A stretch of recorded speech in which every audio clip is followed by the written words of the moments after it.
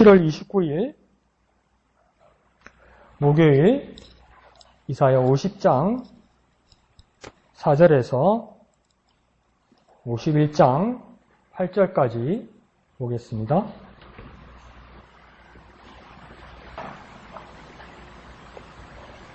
(7월 29일) 50장 4절부터 천천히 다같이 한음성으로 읽겠습니다. 시작! 주 여호와께서 학자들의 혀를 내게 주사 나로 공고한 자를 말로 어떻게 도와줄 줄을 알게 하시고 아침마다 깨우시되 나의 귀를 깨우치사 학자들같이 알아듣게 하시도다.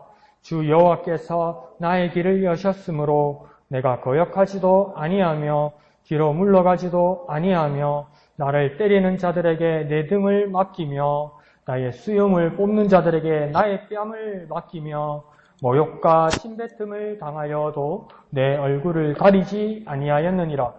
주 여호와께서 나를 도우심으로 내가 부끄러워하지 아니하고 내 얼굴을 부싯돌같이 굳게 하였으므로 내가 수치를 당하지 아니할 줄 아노라. 나를 의롭다 하시는 이가 가까이 계시니 나와 다툴 자가 누구냐? 나와 함께 설지어다. 나의 대적이 누구냐? 내게 가까이 나아올지어다.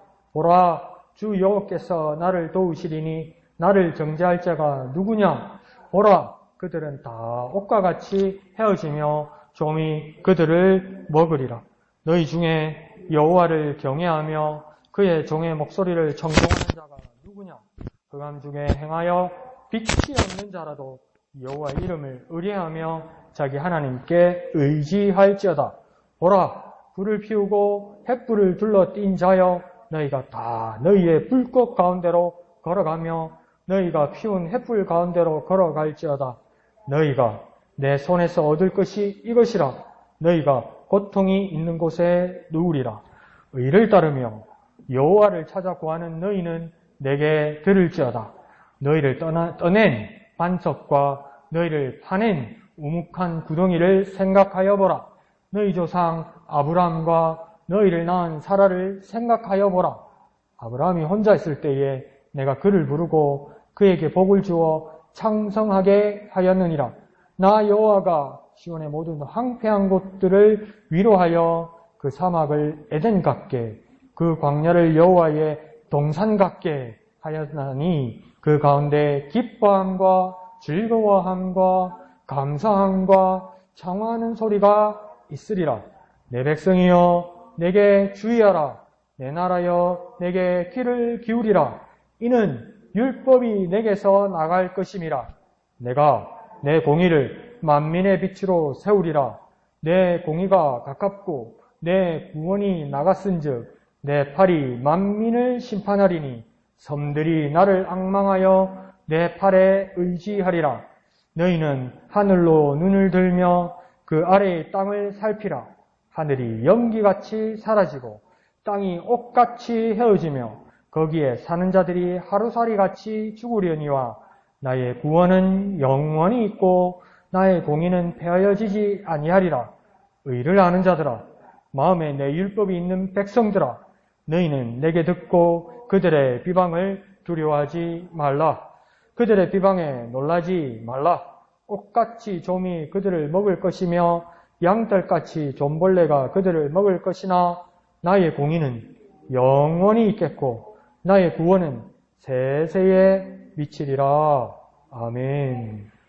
오늘 본문이 좀 깁니다. 긴데 미리 예고해 드렸으니까 좀 읽어오시고 또 묵상도 해오셨겠죠. 여러분, 이 많은 말씀들 중에 어떤 말씀이 여러분에게 다가오고 전체 줄거리 물어보면 무례하다고 생각하시죠? 자, 그 손으로 좀 쉽게 어떤 말씀이 내게 다가오고 어떤 의문점이 있거나 어떤 깨달은 게 있거나 깨달은 말씀 구절이 있거나 안 그러면 도전받은 말씀 구절이 있거나 각자 한번 말해볼까요? 몇 절이 있습니까? 여러분 개개인에게 한번 말해볼까요? 학교 수학 시간에 선생님 출석 뽑아가지고 번호 부르는 것처럼 쪼바쪼바 좀 해가지고 있네. 자, 그러면 왼쪽을 한번 봅시다. 왼쪽에 보면 제목이 어떻게 되어 있습니까? 한번 읽어볼까요? 시작. 제자의 귀, 학자의 혀. 근데 제목에 보면 제자란 말은 없는데 제자의 귀라고 되어 있다, 그죠? 학자의 혀는 시작할 때 학자의 혀를 주, 내기 주사 이렇게 되어 있으니까, 그죠? 그 제자라는 것을 말한 이유가 있겠습니다. 그건 나중에 한번 살펴보고요. 밑에 파란 글 두 줄 있죠, 바로 밑에. 한번 읽어볼까요? 시작. 하나님은 자기의 종을 말씀의 제자이자 학자로 삼아 그를 통해 이 땅에 정의를 세우십니다. 이 종을 따르느냐, 반대하느냐로 완전히 대조적인 운명을 맞이할 것입니다. 그러면 자, 제목하고 오늘 이 두 줄을 읽었을 때 여러분에게 포인트로 중요한 말로 다가오는 것이 어떤 단어가 있습니까? 여러분 개개인에게. 두 줄하고 제목을 읽었다, 그죠?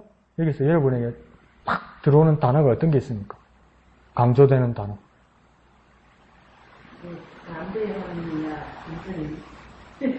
반대하느냐? 반대하느냐? 그러면 반대하느냐? 앞에 거하고 같이 물어보면 되겠죠? 따르느냐? 반대하느냐? 또 따르느냐? 반대하느냐? 또 다른 분은? 단어로 따지면 어떤 단어가 탁 눈에 들어옵니까? 예? 네. 제자이자? 네.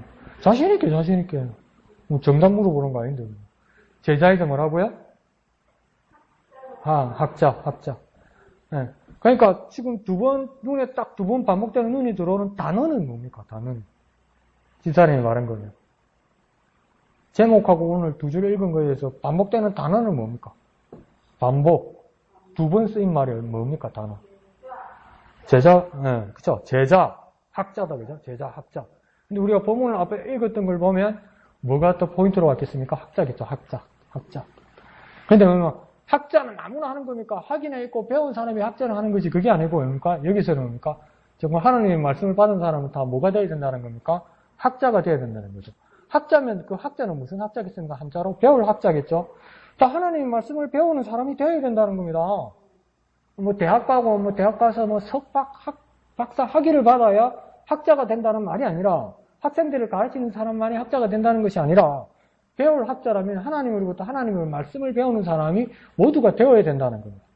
그래서 중요한 단어만 말하면 뭐겠습니까? 학자겠죠, 학자. 근데 이게 참 생소한 단어다, 그죠? 성경에 잘 안 나오는 단어입니다. 이게 전체를 통틀어서 학자란 말이 두 번 내지 세 번? 그 정도밖에 안 나옵니다, 이게. 학자란 말이 아주 희귀한 말에서 특수용으로 쓰여졌다 할 정도입니다. 그러면 학자는 누구인가? 나는 학자 될 자격이 있는가? 그걸 한번 보게 될 겁니다. 그래서 왼쪽을 여러분 집에서 따로 공부할 때는 보면 뭐냐면 묘할 건데 이게 하나님은 어떤 분입니까? 이렇게 시작하면서 몇 절 이렇게 분절해서 이렇게 설명을 해놨잖아요. 근데 이게 차례대로 안 돼 있어요. 그러니까 숫자로만 4절 돼 있고 그 다음 15장 1절 3절 돼 있고 그 밑에는 51장 4절 8절 돼 있고 그 다음에는 장은 안 나와 있고 5절에서 9절 돼 있고 그 다음 10절 11절 이렇게 돼 있죠. 파란 글로. 지금 어디 하는지 압니까? 어디 하는지 보도 안 한다. 자, 보세요. 자, 그게 파란 글로 절 써 있는 거 보이죠? 지즈미 집사님 왼쪽에. 그래서 파란 걸로 절만 써 있는 건 50장 이야기하는 겁니다. 50장. 그러니까 4절이면 뭐게 쓰겠습니까? 50장 4절. 그런데 51장은 51장이나 따로 써 있죠. 그죠? 51장 3절, 1절 3절, 51장 4절 8절, 그 다음 5절에서 9절 돼 있죠. 이건 뭐겠습니까? 50장 5절에서 9절 이야기입니다. 그러니까 옆에 앞에다가 50을 써놓으면 더 편하겠죠. 그죠? 그 다음 10절, 11절 된 건 무엇이겠습니까? 50장, 10절, 11절. 이게 차례대로 안 돼 있어요. 이불로 뭡니까? 이 문맥으로 이렇게 설명하려고 편집자가 순서를 조금 바꿔 놓은 거예요. 그래서 나중에 보시면 됩니다. 그래서 왼쪽을 우리가 많이 생각 안 했는데 왼쪽에 작은 걸로 보면 하나님은 어떤 분입니까? 이렇게 돼 있죠. 그러니까 4절 시작할 때 자기의 종을 날마다 말씀으로 깨우쳐 주시고 이 말은 무슨 말이냐면 하나님은 자기의 종을 날마다 말씀으로 깨우쳐 주시고 이 말입니다. 그러니까 또 51장 1절에서 3절은 보잘것없는 사람을 불러 창대하게 하십니다. 이러면 무슨 말이겠습니까? 하나님은 보잘것없는 사람을 불러 창대하게 하십니다. 주어가 하나님은 이라는 뜻이겠죠. 그러면 나머지도 다 그렇게 생각하면 되겠죠. 그죠? 그 다음 그 밑에 보면, 왼쪽 밑에 보면, 우리에게 주시는 교훈은 무엇입니까? 하면 또 여기에 맞추어서 이렇게 말한 것이라고 이렇게 이해를 하면 되는 겁니다. 그러니까 조금 넓게 다 보시면 좋겠죠. 자, 그러면 오늘은 구절이 많으니까 시간 되는 데까지만 한번 해봅시다. 아마 다 하면 오늘 날 살 테니까. 그 대신 제가 설명하는 것보다도 여러분이 이야기하는 거 듣고 또 다 같이 나누고 이런 걸로 좀 해봅시다. 시간을 좀, 여러분이 참여하는 시간을 한번 더 늘려봅시다. 그러니까 일단은 4절에서 9절까지다, 그죠? 그게 한 달력이 되죠? 요거이죠? 요걸 다시 한번 읽어봅시다. 천천히요. 근데 여러분 이 말씀을 여러분이 이해할 수 있을 만큼 이해하면서 천천히 읽는 겁니다. 눈만 따라가는 게 아니고 마음으로도 머리로도 얼만큼 이해할 수 있는지 한번 해보는 겁니다. 무슨 말인지 아시죠? 천천히 내용을 이해하면서 한번 읽어보는 겁니다. 4절에서 9절 시작! 주 여호와께서 학자들의 혀를 내게 주사 나로 공고한 자를 말로 어떻게 도와줄 줄을 알게 하시고 아침마다 깨우치시되 나의 길을 깨우치사 학자들 같이 알아듣게 하시도다. 5절 주 여호와께서 나의 길을 여셨으므로 내가 거역하지도 아니하며 뒤로 물러가지도 아니하며 나를 때리는 자들에게 내 등을 맡기며 나의 수염을 뽑는 자들에게 나의 뺨을 맡기며 모욕과 침뱉음을 당하여도 내 얼굴을 가리지 아니하였느니라. 주 여호와께서 나를 도우심으로 내가 부끄러워하지 아니하고 내 얼굴을 부싯돌같이 굳게 하였으므로 내가 수치를 당하지 아니할 줄 아노라. 나를 의롭다 하시는 이가 가까이 계시니 나와 다툴 자가 누구냐? 나와 함께 설지어다. 나의 대적이 누구냐? 내게 가까이 나올지어다. 보라, 주 여호와께서 나를 도우시리니 나를 정죄할 자 누구냐? 보라, 그들은 다 옷과 같이 헤어지며 좀이 그들을 먹으리라. 아멘. 자, 여기까지요. 저는 저 나름대로 읽으면서 강조하는 억양을 썼다, 그죠? 그리고 여러분도 같이 읽으면서 어떤 말씀이, 어떤 구절이, 어떤 단어가, 어떤 문장이 여러분에게 들어왔습니까? 여러분 줄친 거는 어떤 겁니까? 질문도 좋고요. 깨달은 것도 좋고요. 자, 여러분 중에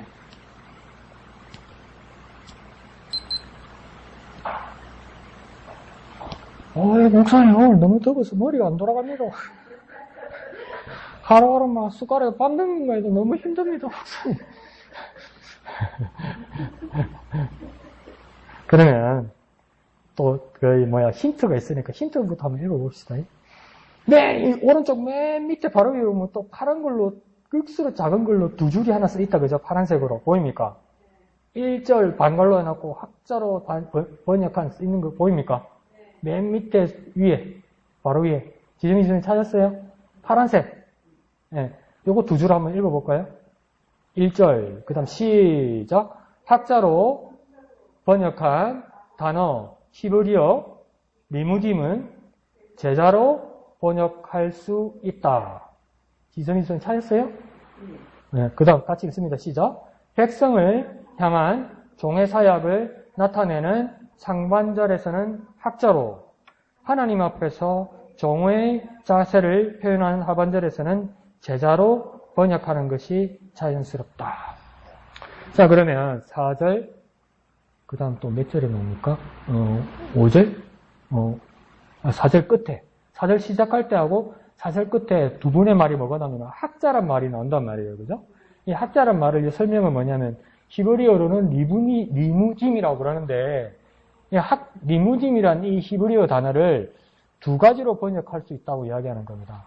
그래서 첫 번째는 뭐로 번역할 수 있다고 이야기합니까? 리무딤을 학자. 위에가 아니고 밑에 파란색. 지집사님 밑에 파란색 있죠? 아니 그 두 줄 있죠, 두 줄. 맨 밑에 있죠, 맨 밑에. 학자. 또 하나는 뭐라고 되어 있죠? 하나는 학자, 하나는 두 가지 뜻이 있는데 하나는 학자, 그 다음 두 번째는 그렇죠, 제자. 그러니까 학자로 번역될 수도 있고 뭐로 번역될 수도 있다고요? 제자. 그러니까 4절에 나와 있는 이 학자란 말은 학자로 쓸 수도 있고 제자라도 쓸 수 있다 이 말입니다. 그래서 다른 세번역, 한글에도 세번역의 다른 성경책들을 보면 제자라고 쓰인 것도 있어요. 제자라고 번역된 것도 있어요. 그러니까 목사님 그런 거 아닙니까? 1.1핵도 변함이 없어야 되는데 1.1핵이라는 것은 히브리어의 요도와 바브인데 그건 히브리어잖아요. 그러니까 학자로 번역할 수도 있고 제자로도 번역할 수 있다. 그런데 어떤 성경은 우리가 지금 보고 있는 개역 개정 성경에서 학자로 쫙 다 밀어버렸고 두 개를 어떤 새로운 번역 성경에서는 제자로 싹 다 밀어버렸어요. 근데 오늘 여기서는 아주 친절하게 뭐라고 하냐면 앞에 학자를 4절에 앞에 학자란 말은 학자로 그대로 쓰면 좋겠고 4절 끝에 나오는 학자는 학자 대신에 뭘 넣어도 좋다? 네, 제자로 넣어도 좋다. 왜 그러냐면 학자는 연구하지만 가르치는 자겠죠. 제자는 뭐 하겠습니까? 배우는 자겠죠. 그러니까 하나님으로부터 말씀을 받으면 뭐가 되는 겁니까? 학자입니까? 제자입니까? 네, 제자죠. 그죠? 근데 하나님의 말씀을 깨달아 전하는 자를 뭐라 부른다는 거니까 학자. 그렇지. 또 시원해지니까 다 돌아가시는지.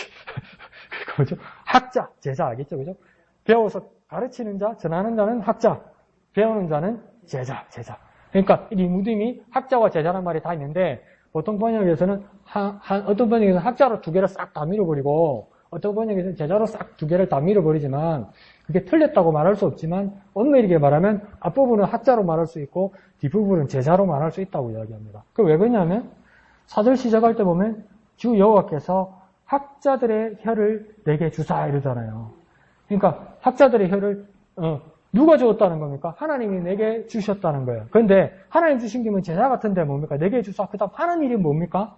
4절 두 번째 줄을 보면 나로 공관자를 말로 어떻게 도와줄 줄 알게 하시고 이러잖아요. 그러니까 이 말씀을 받은 내가 뭘 해야 된다는 겁니까? 사람에게 가야 된다는 거예요. 사람에게 말씀을 주어야 된다는 거예요. 어떤 사람요? 곤고한 사람.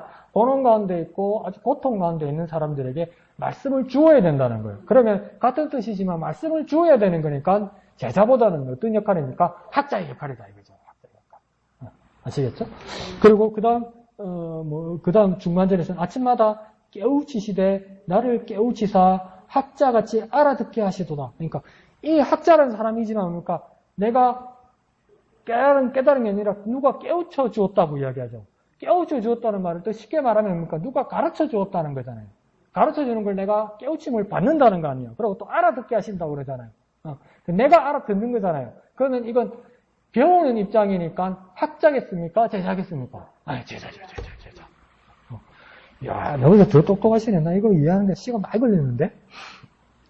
그래서 학자이면서 제자이라는 겁니다. 근데 학자인 가운데서도 4절에 시작할 때는 누구를 향해서 준다고 두 번째 줄에 하면 공고한 자를 말로 어떻게 도와줄 줄 알게 하시고 그러니까 이게 참 참 학자의 모습이죠. 우리나라는 뭡니까? 공부 잘하고 집안 좋고 공부 잘해서 저한테 참 슬픈 게요. 요즘은 서울대학교 학생들 출신 성분을 보면요. 부모님들이 다 서울대학교 나온 사람들이 한 7, 80%예요. 그리고 고액가에 한 사람들이 7, 80%예요. 그렇게 집안 좋고 성공을 해서 학위를 받고 교수가 되고 그래서 잘 나가다가 정치하고 이렇게 이제 그냥 자기들의 삶을 사는 거죠. 그리고 뭡니까? 존경받고 대우받고 돈 벌고 그게 인생의 목적이 되고 교회 사람들도 예수 믿는 사람도 우와 대단하다 우와 부럽다 우리 가족 동료도 이런 사람이 왔으면 좋겠습니다. 주여 믿습니다 이러고 있다고요. 그러니까 학비도 없고 돈도 안 되고 형편도 안 되고 의욕은 있는데 성적은 안 나오고 이러면 뭡니까? 아예 가르쳐 주지도 않는다고요. 네. 큰 대학 교수는. 그런데 여기서는 뭐라 합니까? 주님께서 주 여호와께서 학자의 혀를 내게 주시는데 누구를 향해서 가라고 이야기합니까? 공부한 자를. 그 공부한 자에게 뭐하러 간다고 이야기합니까? 한 수 가르쳐 주러 가는 것보다 뭐랍니까? 어떻게 도와줄 줄. 도와주러 간다고요. 배운 사람은요. 가진 사람은요. 도와주는 사람이라고요. 진짜 학자는 뭐 하는 사람입니까? 내가 먼저 가져서 없는 사람을 도와주는 사람이라고요. 그게 참 선생이라고요. 그게 참 스승이라고요.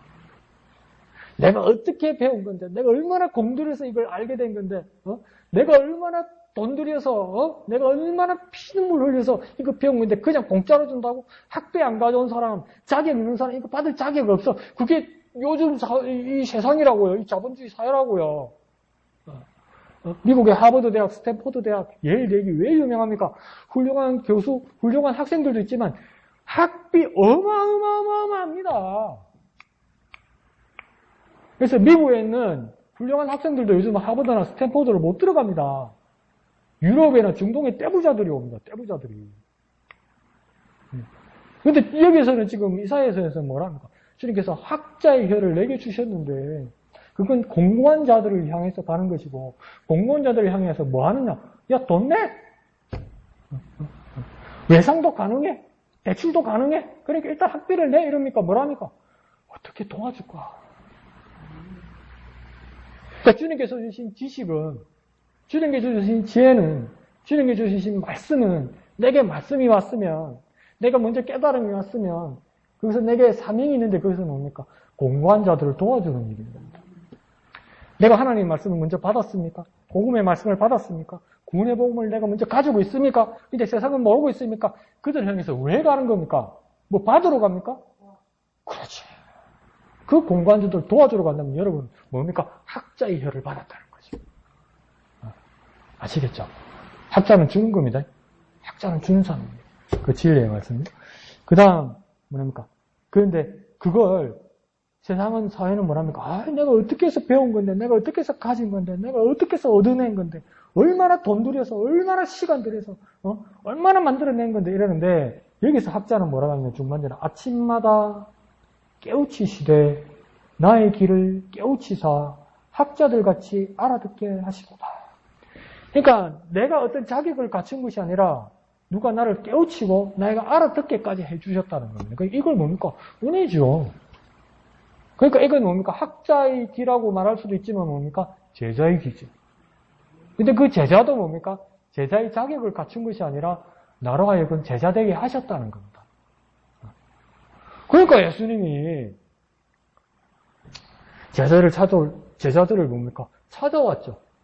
신문 광고를 내거나 인터넷 광고가 내가지고 입학 자격, 토플 몇 점, 역사 시험 몇 점, 수학 몇 점, 그거에 미국부터 생긴 우리나라도 그러겠죠. 미국 유학 가려면 대학에 입학 신청하면 항목에 뭐 들었냐면 재산 정도 써야 된다. 그래갖고 그 재산 정도가 안 맞으면 그 학생 유학 안 받습니다. 학비 낼 형편이 안 된다고 보고 생활할 형편이 안 된다고 보니까 우리나라도 이제 그렇게 되겠죠. 슬픕니다. 진짜 슬프지요. 그런데 그러니까 예수님도 학비 낼 자격이 있는지 그걸 보면서 예수님이 광고를 내서 자격이 있는 사람들 와서 그것을 자격을 테스트하겠다고 예수님 말하는 게 아니라 예수님은 어떻게 쓴 제자를 찾아갔죠. 근데 찾아갔는데 뭡니까? 우리가 볼 때는 적절한 사람이 아니라 뭡니까? 참 보잘것없는 사람. 공부할 사람이 아닌데, 배울 사람이 아닌데, 그런 형편에 있는 사람들을 뭡니까? 예수님이 나를 따라오라고 이야기하는 거예요. 그러니까 그 어부 출신이고 이런 사람들, 세례 출신 이런 사람들도 깜짝 놀랐겠죠. 나를 부르신다고 감동해서 쫓아갔을 거예요. 감동해서. 깜짝 놀랐을 거예요. 깜짝 놀랐을 거예요. 누가 어제 TV에 그런 이야기가 나오더라고요. 세계에서 미국에 유학을 제일 많이 가는 나라가 중국, 1등 중국, 2등 인도, 3등 대한민국이더라고요. 네? 미국 유학 제일 많이 가는 나라가. 일본은 거의 유학을 안 가더라고요, 요즘. 그러면서 뭐라고 하냐면 한국 사람들은 배우려는 의욕이 있다고 이러면서 그 스튜디오에 있는 사람들한테 사회자가 뭐라고 물어보냐면 누가 돈을 100% 대어준다면 미국에 유학 가고 싶은 사람이 있으면 손 들어봐라니까 나이 든 사람, 안 든 사람이 애고 그러는 거 다 손 들더라고요. 근데 난 손 안 들을 것 같아요. 가면 공부가 얼마나 어려운데. 공부가 얼마나 힘든데. 가서 놀러 가는 줄 아나, 여행 가는 줄 아나. 공부가 얼마나 힘든데. 그래서 여기서 간다고 그러더라고요.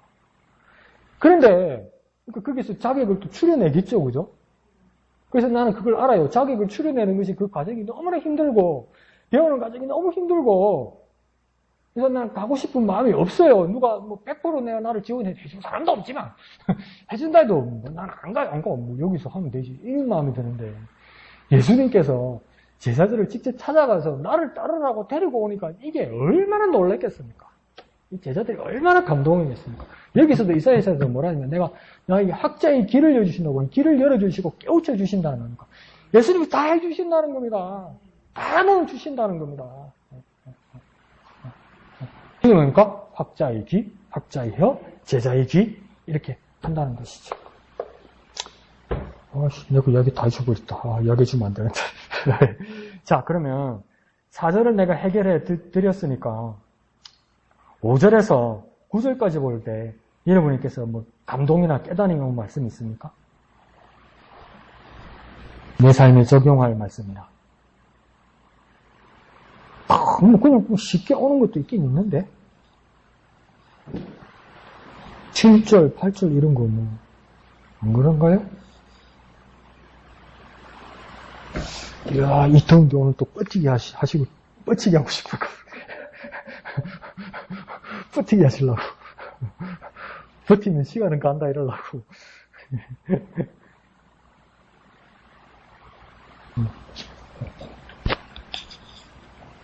자, 그러면 5절 6절까지만 내가 같이 한번 풀어봅시다. 5절에 보면 주 여호와께서 나의 길을 여섯심으로 뭐 아니하며 맡기며 이런 말이 계속 반복됩니다. 그걸 중점적으로 한번 봅시다. 주 여호와께서 나의 길을 여셨으므로 내가 거역하지도 아니하며. 거역하지도 아니한다는 말은 뭐겠습니까? 주님 주신 말씀에 순종한다는 뜻이겠죠. 그러니까 거역하지 않다는 것은 순종한다는 겁니다. 근데 이게 상당히 부담스러운 일이었는가 보죠, 그죠? 그러니까 거역하지 아니하고 순종한다. 그 다음 뭡니까? 뒤로 물러가지도 아니하며. 여전히 부담스러운데 뭐 한 것 같습니까? 물러가지도 않는다? 감당했다는 거죠. 근데 이게 내가 다 가르쳐 드리면 여러분이 또 느끼는 또 단어가 있을 텐데 일단 내 것만 일단 받아봅시다. 그러니까 앞에 거역하지 아니한다는 것은 부담되는데도 순종하는 것이고 뒤로 물러가지도 않는다는 것은 어찌보면 두렵고 무서운 일인데 뭐 한다고요? 감당한다고요. 감당. 그 감당하는 구체적인 모습이 뭡니까? 순종하는 구체적인 모습이 6절부터 나오는 거죠.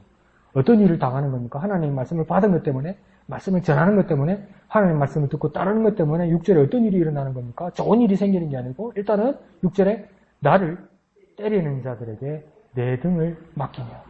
누가 때리면 어떻게 해야 됩니까? 막아야지. 피해야지. 오늘 전반전만 보다가 왔는데 축구 해설 들으면서 내가 얼마나 웃었는지. 4대0까지 봤는데 내가 4대0까지 이기고 있던데 오늘 온두라스하고 하는데. 그런데 이제 상대편 선수가 프리킥으로 우리나라 골대를 향해서 세게 공을 꽉 찬 거예요. 근데 야, 국가대표도 그게 안 되대. 이래 수비로 공을 막으려고 벽을 치고 서 있다가 상대편 선수가 골대에도 공을 세게 팍 차니까 그게 대포같이 날아오는 거잖아요. 국가대표인데 공을 피하대. 놀래갖고 무서워갖고. 그게 우리만 무서운 게 아니구나. 그런데 그걸 딱 보면서 뭐냐면 SBS의 축구선수 국가대표 출신 최영수 감독, 최영수 해설가가 뭐라냐면 뭐라 하면서 축구선수가 공을 피하면 안 됩니다. 축구 역사에 공 맞고 죽은 선수는 없습니다. 이러는 거예요. 축구 역사에 공 맞고 죽은 선수는 없습니다. 축구 선수가 공을 피하면 안 됩니다. 그래서 막 뭐라 그러는 거예요. 그러니까 옆에 있는 캐스터가 감독님 정말 무서우시군요. 이러는 거예요. 근데 오늘 6절에서도 보면 나를 때리는 자들에게 내 등을 맡기면 이러잖아요. 사람의 본능은 때리면요. 아무리 담대하라고요. 맞기 전에는 내가 담대해야지 이래도 누가 나를 때리는데 어떻게 내 등을 갖다 댑니까? 때리라고. 대한민국 국가대표 축구선수도 공 날라면 공 피하는데. 근데 학자의 혀, 제자의 길을 가진 사람은, 주님의 말씀을 받은 사람은 그걸 감당한다는 거예요. 때려도 뭡니까? 때리라고 대해준다는 거예요. 예. 그 다음 뭡니까? 나의 수염을 뽑는 자들에게 나의 뺨을 맡기며. 이게 우리나라에서 말하는 수염 정도가 아니고요. 고대 근동 중동에서 수염이 자기 자존심입니다. 권위고요. 자기 삶의 일부고요. 우리나라 옛날에 막 선비들 신체 발부 수지 부모 이러는 것처럼. 예? 근데 그걸 뭡니까? 수염을 뽑는 자들에게 뭡니까? 내 뺨을 맡긴다는 거예요. 그리고 또 뭡니까? 모욕과 침뱉음을 당하여도 내 얼굴을 가리지 아니하며. 그러니까 부끄러워하지 않았다는 거. 모욕과 침뱉음을 당하. 근데 이 6절의 모습이 뭡니까? 누구의 모습으로 여러분은 확 떠오릅니까? 다른 분 누구로 확 떠오릅니까? 예수님은 어떤 부분입니까? 하나님의 아들 곧 하나님이신데 이걸 다 감당했던 거예요. 왜? 하나님의 말씀을 받은 자이고 하나님의 말씀을 전하는 자로서의 모습, 학자의 혀, 제자의 길을 가진 예수의 모습이 여기서 우리가 떠오르는 거죠. 그래서 그게 묘합니다. 이사야서가 모두 몇 장으로 되어 있습니까? 네, 66장이요. 그리고 진보 중에 가톨릭 교단에서는 세 부분으로 나누는데 옛날에는 이사야서를 이사야 한 사람이 1장부터 66장까지 다 썼다고 이야기를 했어요. 그런데 이제 요즘 냉정하게 보는 사람은 이사야서가 이사야 한 사람이 썼든지 안 그러면 두 사람이 써서 한 사람이 썼어도 보니까 두 부분으로 나뉜다고 이야기해요. 두 부분으로. 근데 제 1부, 2부로 나뉘면 1부가 1장부터 몇 장까지냐면 39장이요. 그러면 마지막 2부는 40장에서 66장이요. 이상하지 않습니까?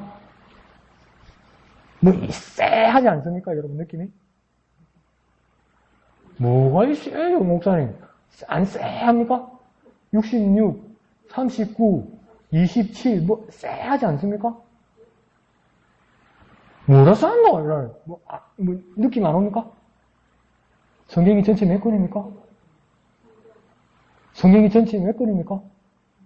66권이요. 이사야서가 66장이요. 구약이 몇 권이요? 구약이 27권이요? 37권이요? 두 개는 어디다 갖다 버리셨어? 구구단 3구는? 구구단 3구는? 그러니까 구약은 39, 신약은? 야, 다 껐는데 큰일 났네.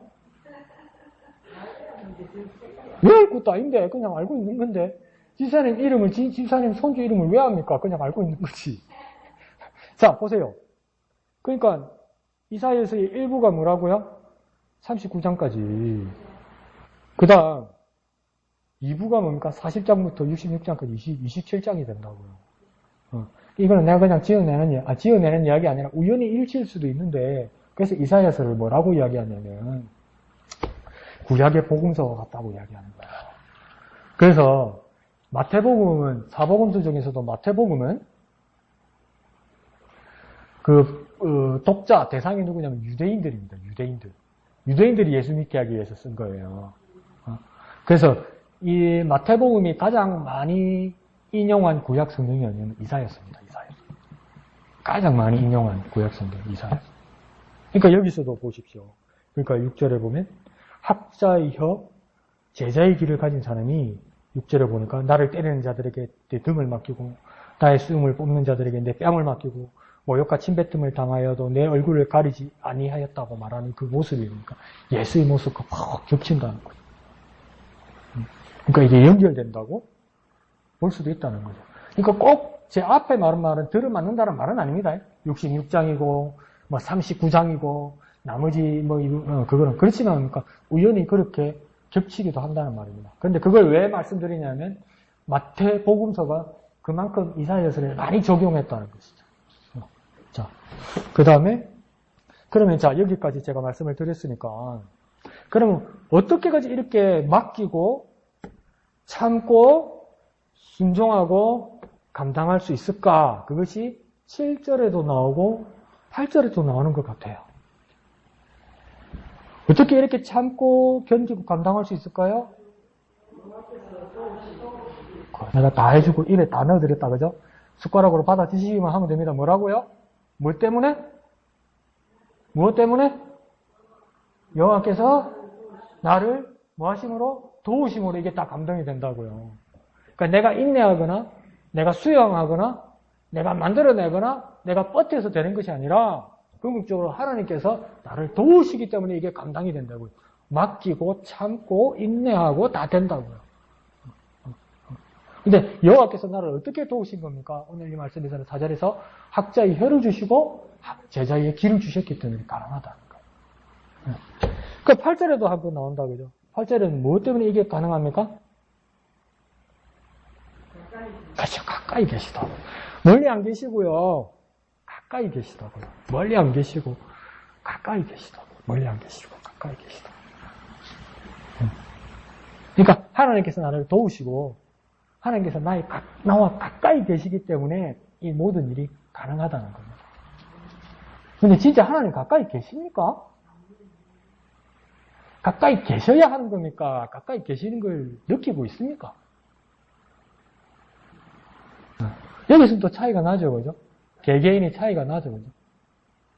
하나님이 가까이 계시다는 말을 하나님의 말씀은 진리고, 그 다음 하나님은 내게 가까이 계셔야만 하겠고, 근데 정말 내가 하나님 나와 가까이 계신지 내가 느끼고 있나, 경험하고 있나. 이게 저한테 요즘 고민이에요. 하나님 분명히 나와 함께 계신데, 쉽게 말해볼게요. 내가 잘 몰라. 왜 잘 모를까요? 정신이 딴 데 팔려 있어요. 정신이 딴 데 팔려 있어요. 그래서 필요할 때, 하나님이 필요할 때, 하나님 어디 있습니까? 하나님 어디 있습니까? 그걸 기도랍시고 하고 있는 거예요. 네. 하나님 분명히 가까이 계신데, 정신이 딴 데 팔려 있어갖고, 몰라. 옆에 와서 뭔 말을 해도 안 들려. 안 보여. 분명히 가까이 계신데. 그러다가, 뜨거! 싶으면 뭡니까? 막, 내 혼자 부랴부랴, 하나님, 어디 계십니까? 여기 있는데, 여기 계신데, 여기만 잡고, 어디 계십니까? 이러고, 그걸 기도라고 하고 있는 거라.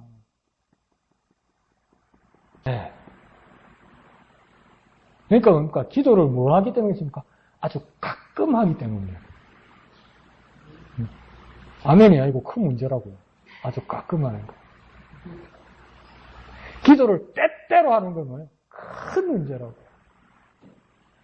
그러니까 내가 하나님이면 응답해주기 곤란한 기라. 왜요? 가끔 때때로 기도할지라도 아버지 되신 마음에 응답해주는데 되고 나면 또 안 볼 끼거든. 또 기도 안 할 거거든. 그러니까 기도는 내 필요성을 위해서 기도하는 수준을 이제는 성숙한 그리스도인이면 넘어서야 되는 거죠. 진짜 내 기도가 내 삶이 되어야 되는 거죠. 항상 하나님을 느끼기 위해서 그리고 기도가 되어야 되는데 아주 때때로 그리고 뭡니까? 내가 급할 때 기도는 계속 해야 되겠다는 건 아는데 이 기도가 뭐가 되냐면 하나님 달래는 기도가 되는 거다. 어떻게 꼬실까? 어떻게 잘 보일까? 어떻게 하나님이 약점을 잡아서 이 응답을 끌어낼까? 그 마음이 가득한 거예요. 그게 뭐하고 똑같습니까? 무당이 구다는 거하고 똑같은 겁니다. 조상한테 제사 지는 거하고 똑같은 겁니다. 우리는 기억 안 납니까? 집안 제사나 어디 장례식이나 성묘 가면 뭘 합니까? 조상묘에다가 그 이름 묘 앞에다 뭘 합니까? 아버지요, 어머니요, 할배요, 우리 손지, 우리 남편 안 아프고 잘 봐줘서 그런 거 많이 하죠. 나도 모르게 그 말도 나오죠. 그러니까 성경에 없는 말을 목사들이 지어내죠. 천국에 있는 엄마 아빠가 날 위해 기도한다는 얼토당토 하는 소리 하죠. 기도가 그렇게 변질되는 거예요. 그러니까 하나님 가까이 계신 거예요. 근데 그 가까이 계신 것은 뭡니까? 내가 느껴야 되는 거예요. 어떻게 해야 될까요? 한번 물어봅시다. 여러분 저한테 조언을 한번 해주세요. 어떻게 해야 될까요? 하나님 가까이 계시는 것을 항상 어떻게 느낄 수 있을까요? 눈 딱 감고 막 빨리 마치소 이러는 사람도 있고 막 말이 기네 자꾸 막 그게 그러니까 막 정말 기도가 내 삶에 막 기도가 확 젖었으면 좋겠다는 그 소망이 있는 거예요, 내가. 그냥 막 오이가 오이지가 되려고 소금물에 팍 썰어가지고 맹성해 우리 이양덕 집사님 싫어하는 오이지만 이 오이가 막 물이 찰랑찰랑하고 밍숭밍숭한 오이가 이 소금물 안에 들어가서 막 소금물에 팍 쩔어가지고 막 탱글탱글한 오이지가 되도록 막 소금물에 확 이렇게 쩔은 것처럼 마른 이 스펀지가 비는 물에 확 젖어 머금어가지고 조금만 눌려도 막 거품이 훅 이렇게 나오는 것처럼 내가 정말 내 기도의 삶이 하나님을 느끼는 삶이 막 어떻게 막 좀 젖을 수 있을까? 여기 제 삶의 숙제라는 거예요. 목사니까 싫다는 몇 개 있거든. 그래서 여러분이 막 목사님 기도해 주세요 하면 마음이 있든 없든가 입은 철철철철철철 나오거든. 그리고 그 기도가 효과가 있어요. 왜요? 신경을 안 쓰니까 의심을 안 해. 걱정을 안 해. 지질이 바빠가지고. 근데 정말 그렇지 말고 막 내 삶에 팍 이렇게 주님께서 내게 가까이 계심을 그렇게 되면 얼마나 좋을까. 진짜 목사님 말씀하시기 전에 찬송가처럼 세상에 나는 광고도 없고 구독한 주만 보는 온세 땡이 떠들고 불고 막 코로나 걸렸다 막 진해에 130명이다 막 겁어 죽겠다 에어컨 안 켜나 막 뭐 물가가 올랐다 내렸다 뭐 국가 재난 보조금을 준다 안 준다 이번 달 아니다 다음 달이다 이래가 어째 먹고 살겠노 엄청 떠들고 엄마 밥도 찬물 안 넣어 자꾸 이러는데 여기서 뭡니까 구속한 주와 나만 보이는 그 깊은 관계 그걸 어떻게 해야 할까? 저와 여러분이 그 어떤 경지까지 가지 않을지라도 제가 막 가슴을 치면서 어떻게 할까? 어떻게 해야 하나? 그런 근심과 눈물과 기도는 있어야 된다는 거예요. 내 자신에 대한 한탄과 그 소망은 있어야 된다는 거예요. 오늘 여기까지만 하면 되겠네. 아이고 오늘 또 강목사 혼자 원맨쇼 다 했다. 다음 주 기도도 목요일 거 해오세요. 목요일 거 해와서 하는 데까지 또 해봅시다. 하면 어쨌든 여러분 한 번 두 번이라도 입을 더 떼서 막 분량을 늘립시다.